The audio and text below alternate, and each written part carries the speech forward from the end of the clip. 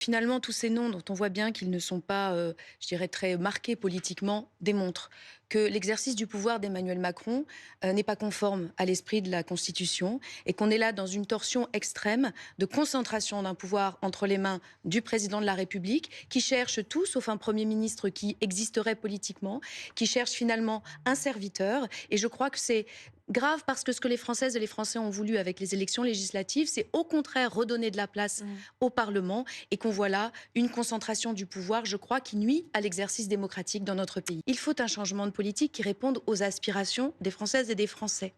Et vous voyez, par exemple, je ne pense pas que les gens souhaitaient trouver extrêmement prioritaire la question de l'immigration. Par contre, la question de l'inflation, du pouvoir d'achat, des salaires, ça oui. Préoccupation Et qu'est-ce qu'on a première pour vu? les Français. On n'a rien vu. Et également, bien entendu, des lois passées au forceps.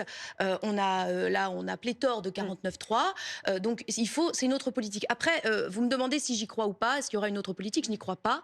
Et quelque part, le nom du premier ou de la première ministre importe peu, puisque tout est décidé à l'Élysée. Et ça, tout le monde le sait. Donc, finalement, les Donc figurants... le Premier ministre ne sert pas à grand-chose, selon vous. Écoutez, c'est l'exercice du pouvoir tel que M. Macron a décidé de le faire. Et toutes ces nouvelles grandes décisions, toutes ces nouvelles annonces, c'est à chaque fois marcher sur les premiers ministres et les ministres, et puis aussi mépriser le Parlement. Là, on va voir ce que sera sa nouvelle grande initiative pour les Français. Mais à chaque fois, ces initiatives, c'est quoi?